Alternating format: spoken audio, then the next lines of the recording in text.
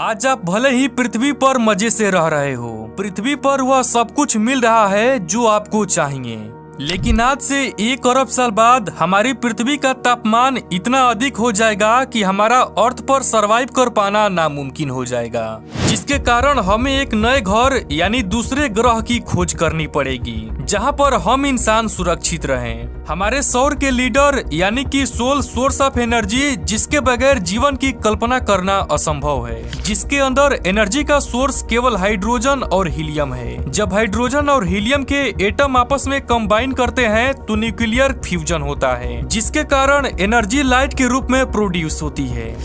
यही नहीं, हमारे यूनिवर्स में जितने भी तारे हैं वे सभी लोग इसी प्रक्रिया का उपयोग करके एनर्जी प्रोड्यूस करते हैं। यह रिएक्शन जब से बिग बैंग हुआ तभी से चला आ रहा है और आने वाले 5 अरब साल तक ऐसा ही चलता रहेगा। लेकिन एक समय ऐसा आएगा जब सूर्य के अंदर मौजूद हाइड्रोजन और हीलियम खत्म हो जाएगा, जिस कारण न्यूक्लियर फ्यूजन की प्रक्रिया नहीं होगी। सूर्य की बाहरी लेयर्स एक बड़े बबल का निर्माण करने लगेगी, जिससे सूर्य का साइज लगातार बढ़ने लगेगा और एक समय बाद सूर्य एक रेड जाइंट तारा बन जाएगा जो अपने आसपास मौजूद सभी प्लैनेट्स को अपने अंदर समा लेगा, जिसमें हमारी पृथ्वी भी मौजूद होगी। बट ये सब होने में अभी अरबों साल बाकी है, इसीलिए कई सालों से साइंटिस्ट ऐसे प्लैनेट्स की खोज कर रहे हैं जो कि पृथ्वी से मेल खाते हो। नासा के मुताबिक अब तक 5000 से ज्यादा प्लैनेट्स की खोज हो चुकी है। बट हैरानी की बात ये है कि इसमें कोई भी प्लैनेट पृथ्वी जैसा नहीं है। पृथ्वी की यही खूबी इसे यूनिक बनाती है। बट इन सब से हटके वैज्ञानिकों के अनुसार मार्स और शनि ग्रह के मून टाइटन ही एक ऐसा ग्रह है जिस पर वैज्ञानिक जीवन जीने की आशंका जता रहे हैं। लेकिन इस बात में कितनी सच्चाई है? क्या सच में मार्स और टाइटन को कोलोनाइज किया जा सकता है जिससे वह लाइफ के लिए हैबिटेबल हो सके? चलिए जानते हैं आज की इस वीडियो में।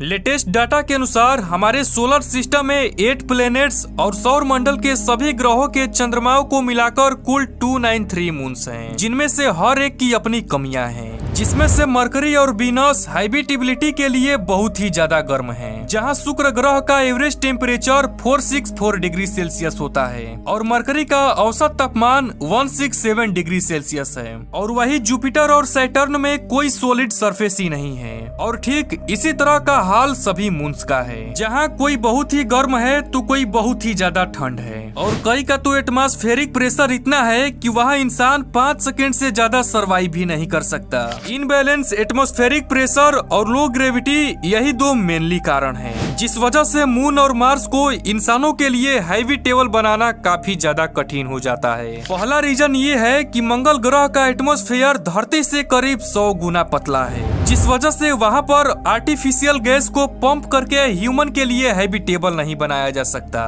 क्योंकि सारी प्रेशर पतला एटमॉस्फेयर होने की वजह से आउटर स्पेस में फैल जाएगी। मंगल ग्रह का वायुमंडल इतना पतला और ठंडा है कि इसकी सतह पर तरल पानी भी नहीं रह सकता। पृथ्वी के वायुमंडलीय दबाव का सिर्फ 0.6% भाग होने के कारण सतह पर मौजूद कोई भी पानी जल्दी ही वाष्पित हो जाएगा, जैसा कि नासा की फिनिक्स लैंडर ने 2008 में देखा था। इस बात पर कई अलग अलग विचारधाराएं ये हैं कि हम मंगल के वायुमंडल को कैसे गर्म कर सकते हैं और इसे जीवन के लिए ज्यादा अनुकूल बना सकते हैं, जिसके लिए एलन मस्क ने सुझाव दिया कि हम मंगल के ध्रुवीय आवरणों पर परमाणु बम विस्फोट करके मंगल को धरती जैसा बना सकते हैं। ऐसा करने से गर्मी के निकलने से जमी हुई कार्बन डाइऑक्साइड वाष्पीकृत हो जाएगी, जिससे मार्स पर ग्रीन हाउस प्रक्रिया शुरू हो जाएगा और पानी की बर्फ पिघल जाएगी। बट ये तरीका भी फेल हो गया, क्योंकि साइंटिस्टों का मानना था कि इसका असर पृथ्वी पर भी देखने को मिलेगा। अब मंगल ग्रह को हैबिटेबल बनाने के लिए सबसे बड़ा कारण उसकी ग्रेविटी भी है, क्योंकि मार्स की ग्रेविटी अर्थ के कंपेयर में केवल 38% ही है। यानी इसका सीधा सीधा सबूत है कि हम चाह कर भी मंगल को कितना टेरिफॉर्म कर दे, वह पृथ्वी के कंपेयर में ठंडा ही रहेगा। यानी इसका सीधा सीधा सबूत है कि हम चाह कर भी मंगल को कितना टेरिफॉर्म कर दे, वह पृथ्वी के कंपेयर में ठंडा ही रहेगा और वहाँ की हवा तब भी उतनी ही पतली रहेगी जल्दी जितना कि हिमालय की चोटी पर महसूस किया जाता है। अब इन सब बातों को साइड में रखते हैं तो सूर्य एक सेकेंडरी प्रॉब्लम है। अब ये तो आप लोगों को पता ही होगा कि सन लाइट के अलावा ढेर सारी कॉस्मिक रे भी छोड़ता है, जिसमें रेडिएशन के अलावा बहुत ही ज्यादा हाई चार्जली पार्टिकल होते हैं, जिसमें इलेक्ट्रॉन, प्रोटॉन और हीलियम न्यूक्लियड ज्यादा होते हैं। पर ये पार्टिकल अकेले नहीं होते, इसके अंदर मौजूद होते हैं हाई इलेक्ट्रिक रेडिएशन, जिसके अंदर अगर कोई इंसान चला जाए तो पल भर में उसके इंटरनल ऑर्गन खराब हो सकते हैं, जिससे उसकी मौत भी हो सकती है।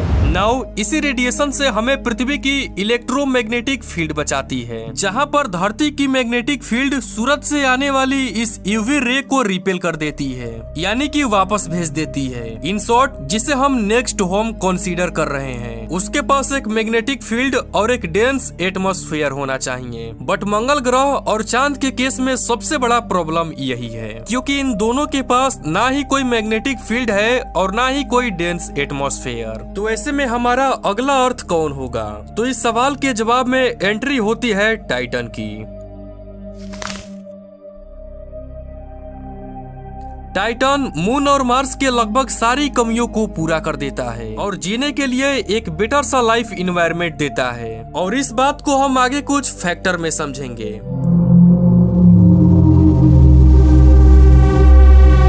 हमारे सोलर सिस्टम में जितने भी मून्स हैं, उसमें केवल टाइटन ही एक ऐसा मून है जिसमें एक डेंस एटमॉस्फेयर है। अब भले ही यह प्रेशर अलग अलग हाइट पर डिपेंड करता है, बट टाइटन के सरफेस का एटमॉस्फेरिक प्रेशर धरती के प्रेशर से केवल 1.5 गुना ज्यादा ही अधिक है। यानी कि एक ऐसा प्रेशर जिसके साथ अगर आप कुछ महीने रह सकते हैं तो वह आपकी बॉडी के साथ अटैच कर लेगा। एयर प्रेशर कितना ज्यादा इम्पोर्टेंट रोल प्ले करता है, आप इसी बात से अंदाजा लगा सकते हैं कि एस्ट्रोनॉट्स को स्पेस सूट पहनने का सबसे बड़ा रीजन यह एटमॉस्फेरिक प्रेशर ही होता है, जो उनको आसपास के एटमॉस्फेरिक प्रेशर के दबाव में आने से रोकता है। वरना बिना स्पेस सूट के अगर कोई स्पेस में गया तो उनकी बॉडी इतनी जल्दी इम्प्लोड करेगी कि उनकी बॉडी को ब्रेन सेंस करने से पहले ही उनकी मौत हो चुकी होगी। इसी कारण मंगल और चंद्रमा पर एटमॉस्फेरिक प्रेशर को बिना स्पेस सूट के झेला ही नहीं जा सकता।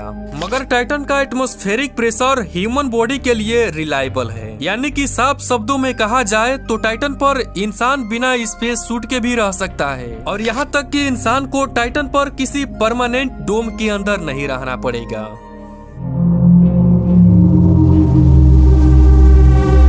टाइटन पर रहने पर हमें सन के रेडिएशन से बिल्कुल भी डरने की बात नहीं होगी, और इसके मेनली 3 रीजंस हैं, जिसमें से पहला है टाइटन का सूर्य से दूरी, क्योंकि टाइटन सूर्य से करीब 9.5 एस्ट्रोनॉमिकल यूनिट की दूरी पर है, जिस वजह से यहाँ पर सूर्य की रोशनी धरती से करीब 100 गुना कम पहुँचती है। इसका मतलब ये है कि कॉस्मिक रे भी धरती से 100 गुना कम ही यहाँ पर पहुँचेगी। दूसरा है टाइटन का डेंस एटमॉस्फेयर। टाइटन का डेंस एटमॉस्फेयर पृथ्वी से भी घना है, जिस वजह से ये जो थोड़ा बहुत कॉस्मिक रे यहाँ पहुँचेगी उसको सरफेस तक पहुँचने ही नहीं देगा। तीसरा रीजन है इसकी मैग्नेटोस्फीयर। अब टाइटन के पास तो कोई मैग्नेटोस्फीयर नहीं है, बट 99% वह सैटर्न के मैग्नेटोस्फीयर के बीच ही रहता है, जिस वजह से उसके पास आने वाली अल्ट्रा रेडिएशन रे को सैटर्न के मैग्नेटोस्फीयर पहले ही रिपेल कर देता है।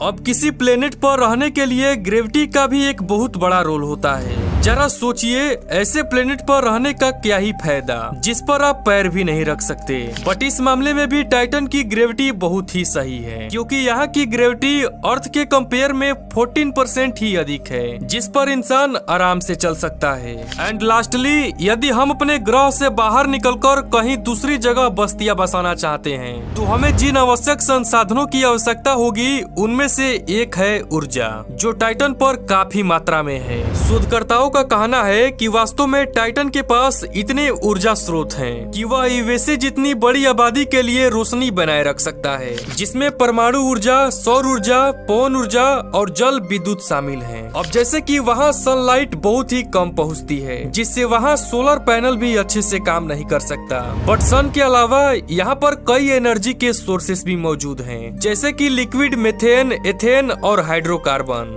अब आपकी जानकारी के लिए बता दें कि पृथ्वी पर जितनी भी नेचुरल रिसोर्सेस हैं वह मीथेन से ही बनी है, और अगर हम इसे इग्नोर कर दे तो हाइड्रोकार्बन का प्रेजेंस किसी से छुपी नहीं है। ये हाइड्रोकार्बन वही है जो फॉसिल्स फ्यूज के लिए बॉन्ड बनाकर रखती है। अब इसका मतलब यह है हमें टाइटन के रिसोर्स को सिंथेसिस करके एनर्जी प्रोड्यूस करना सीखना होगा। अब आपको इतना सुनने के बाद टाइटन आपको एकदम परियों का शहर लग रहा होगा, यानी वहाँ पर जाकर केवल बसना है। लेकिन हर सिक्के के दो पहलू होते हैं और टाइटन भी ठीक ऐसा ही है। इन अच्छाइयों के अलावा उस पर कुछ डार्क साइड भी हैं, जिसमें से पहले आता है यहाँ का कोल्ड टेम्परेचर। टाइटन का टेम्परेचर करीब 180 डिग्री है, जिस वजह से यहाँ का सरफेस आइस से बना है और उसके नीचे लिक्विड वाटर मौजूद है। अब टाइटन का 95% एटमॉस्फेयर नाइट्रोजन से बना है, जो सफिशिएंट है यहाँ के प्लांट्स और फसल को ग्रो करने के लिए। लेकिन टाइटन पर इसका कोल्ड टेम्परेचर ही कारण है, जिसको लेकर हम अपने हैबिटेबिलिटी को लेकर लिमिटेड हैं। टाइटन पर कॉलोनाइज करने के लिए हमें एक ऐसा रास्ता ढूंढना होगा जिससे हम इसके कोल्ड टेम्परेचर को बैलेंस कर सके, और इसके साथ ही हमें टाइटन पर मैन मेड ऑब्जेक्ट भेजना होगा जिससे हम उसको और भी करीब से देख सकें। और अगर यह सब काम अच्छे से हो गया तो टाइटन हमारा रेडी टू नेक्स्ट होम बन जाएगा, जहां घूमने के लिए ना ही हमें स्पेस सूट की मदद लेनी पड़ेगी और ना ही हमें किसी डोम के अंदर रहना पड़ेगा। खैर, अगर हमें टाइटन पर कोई भी प्रॉब्लम नहीं होता है तो एक चीज है जो हमें टाइटन पर जाने से रोकेगी, और वह है पैसा। क्योंकि टाइटन पर जाने में हमें इतना पैसा लगेगा जिसको केवल 1% पॉपुलेशन भी एफर्ट नहीं कर सकेगी। खैर, आपके ओपिनियन से कौन सा सबसे अच्छा जगह होगा, टाइटन, मार्स या फिर मून? हमें कमेंट बॉक्स में जरूर बताइएगा।